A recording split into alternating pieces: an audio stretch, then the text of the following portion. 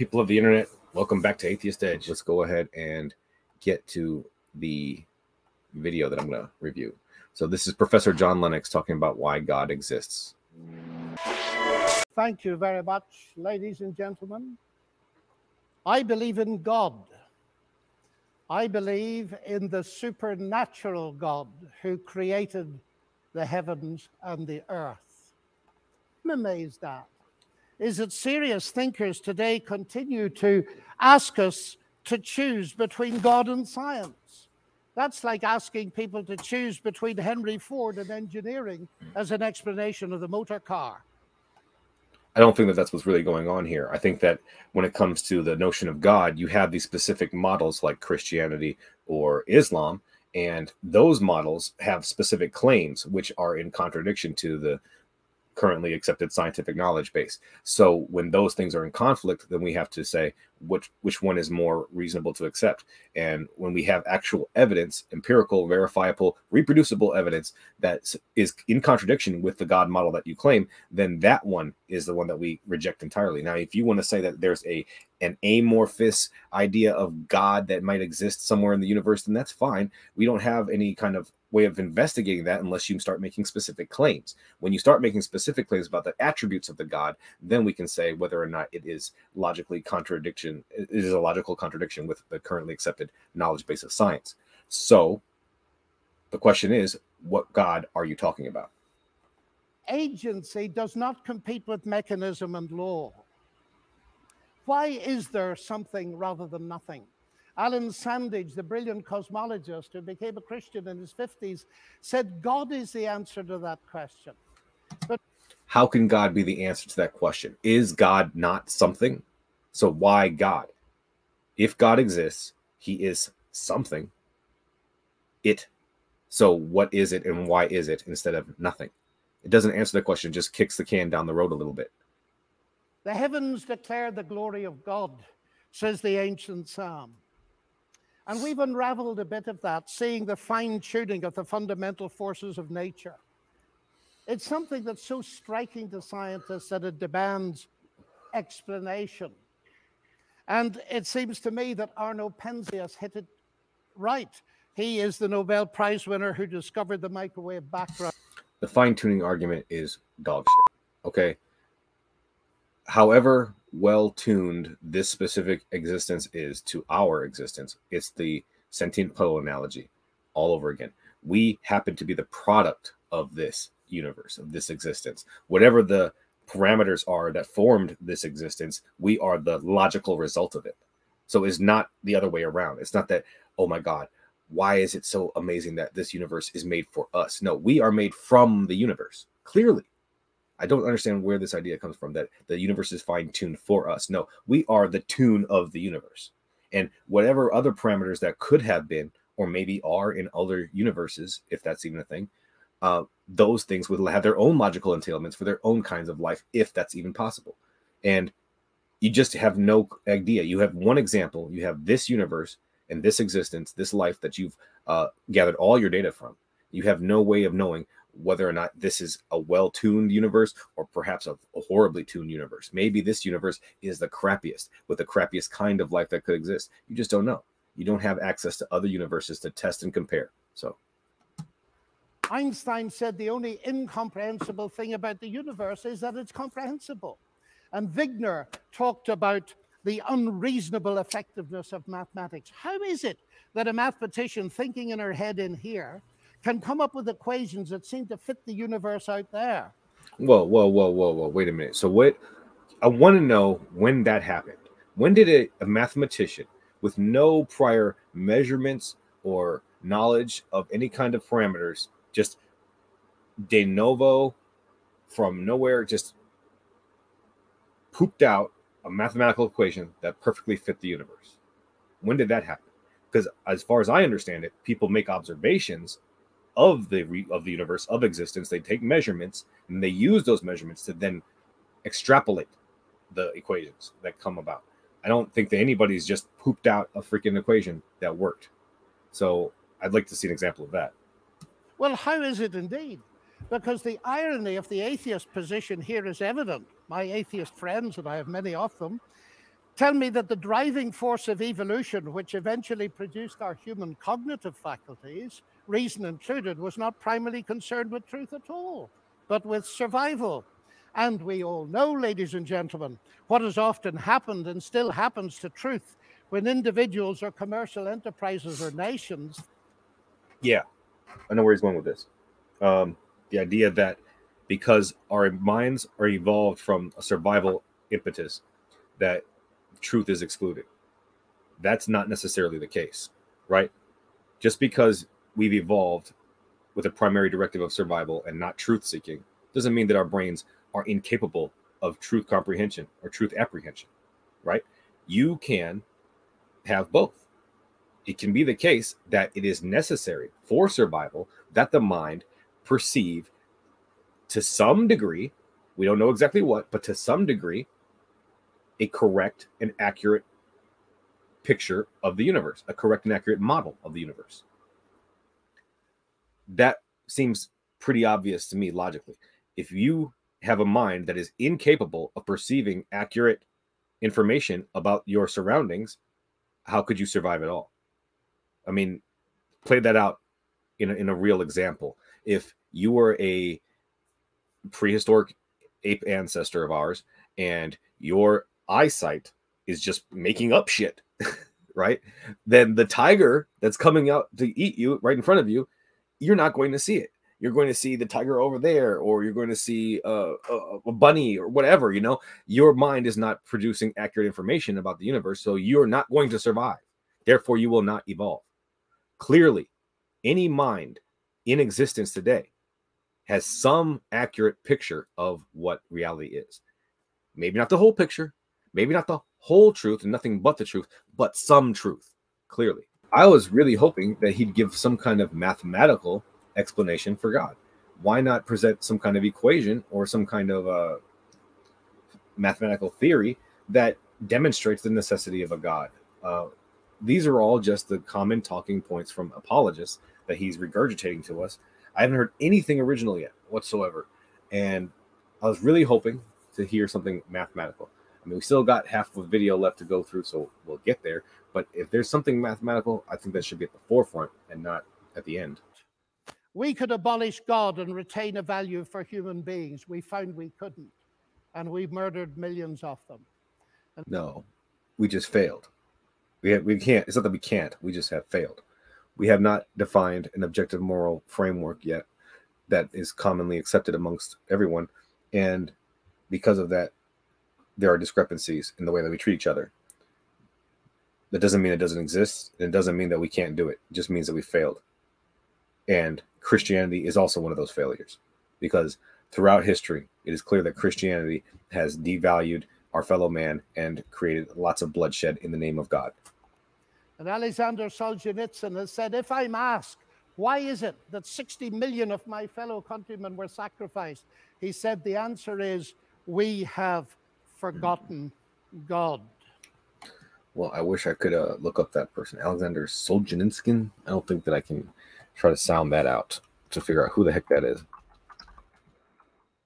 Ah, thank you, Google. Fought in World War II, achieving the rank of captain of artillery in 1945. Arrested for writing a letter in which he criticized Joseph Stalin, and spent 8 years in prisons and labor camps.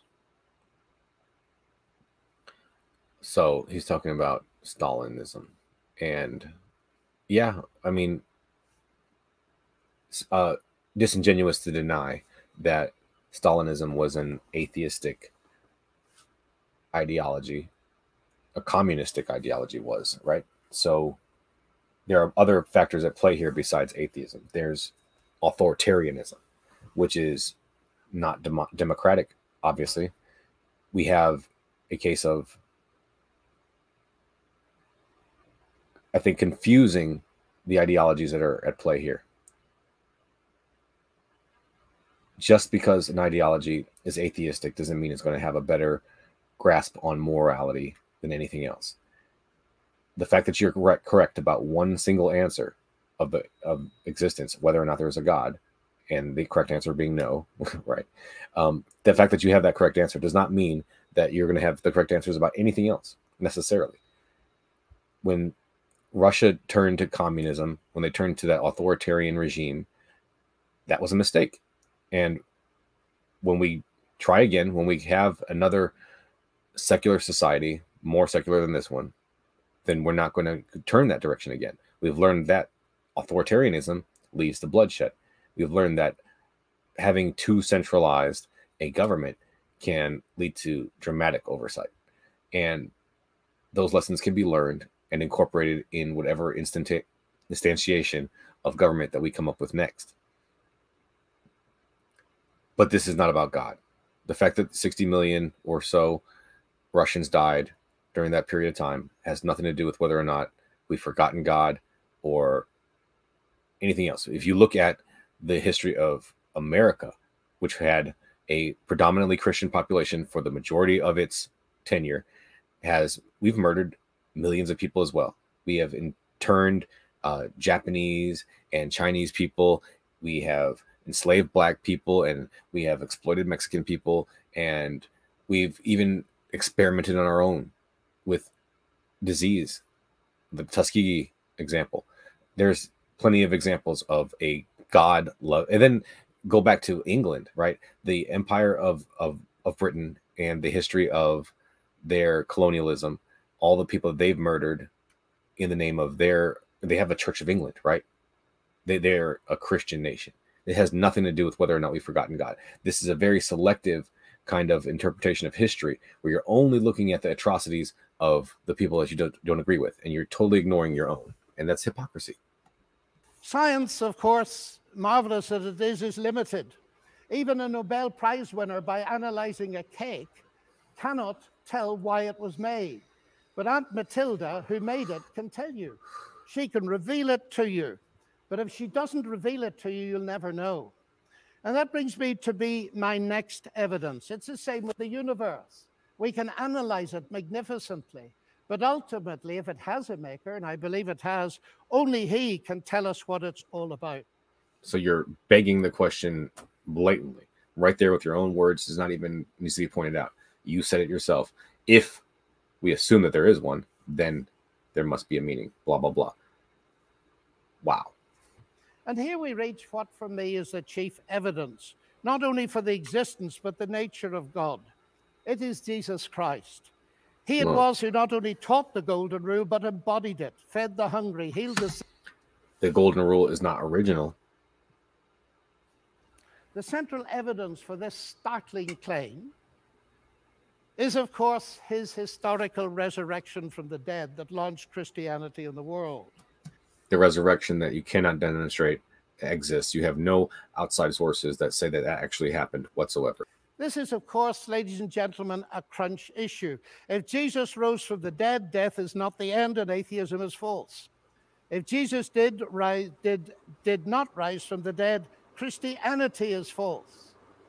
And I remember at Cambridge as a student listening to the brilliant Sir Norman Anderson, a legal expert, going through forensically the evidence from his legal perspective as a brilliant lawyer. And he said at the end of it, the empty tomb then of Jesus forms a veritable rock on which all rationalistic theories of the resurrection dash themselves in vain.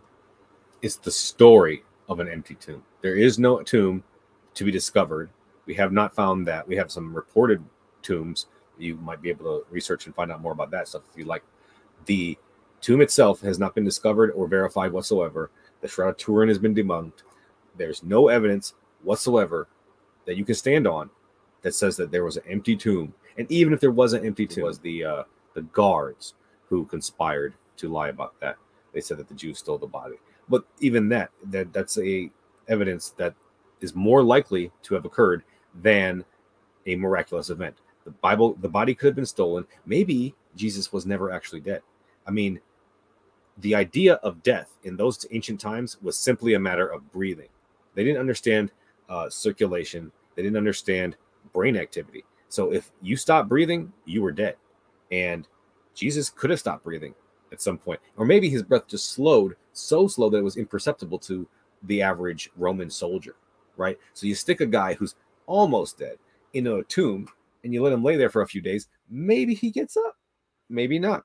There's no way of demonstrating that he was actually dead. In fact, we have no way of knowing if anybody who was buried at any point in time before the advent of modern medicine was actually dead when they were put in their grave. We just have no idea, unless their head was chopped off. That's about it. I mean, and that's the thing about the Christian miracles, is that none of them are truly impossible things that can happen. It's always something that you can find naturally occurring. You will never find a miracle of a person's body part regenerating, or a congenital defect being magically cured, or anything like that. Cancer can spontaneously go into remission. Your immune system is always fighting it. That's not a miracle. It's just an unlikely event. Of God. Then we can ask the question, what is God doing on a cross? And the answer comes back at the very least. God has not remained distant from our human suffering, but has become part of it. And the other side of that is this: because Jesus rose from the dead, he is going to be the ultimate judge. Now, here's an irony, because atheism has no ultimate hope of justice by definition. So, what if there is no such thing as ultimate justice? What if justice is what we do? Justice is what we create, and the ultimate form of that is us perfecting that system. Then maybe we shouldn't stop sitting on our asses waiting for God to come back and give us this free justice and get to work on making our justice a little bit better. So, ladies and gentlemen, those are some of the reasons why I believe that God is real and worthy to be trusted. Well, since you just gave a 15-minute discussion in front of all these people dressed up to the nines, I hope that these are the best reasons you got. I don't think that you would have saved those for part 2. I don't even think there is a part 2. So I hope you led with your best foot forward. Trusted. Thank you. All right. Yeah. Thanks a lot for nothing. So, Dr. Lennox, if you ever see this, which I doubt you will, I think you need to reevaluate your logic there. I think you need to listen to the arguments against what you're saying and actually give some thought to them, instead of presuming that you already understand everything about the universe just because you have a math degree. I appreciate whatever you've done for math and science as far as your actual work goes, but this is not that. You are not doing math here, and I wish you had, honestly. Thank you guys so much, and remember, it's the bridges we build, not the bridges we burn, that give us the edge. Y'all have a great night.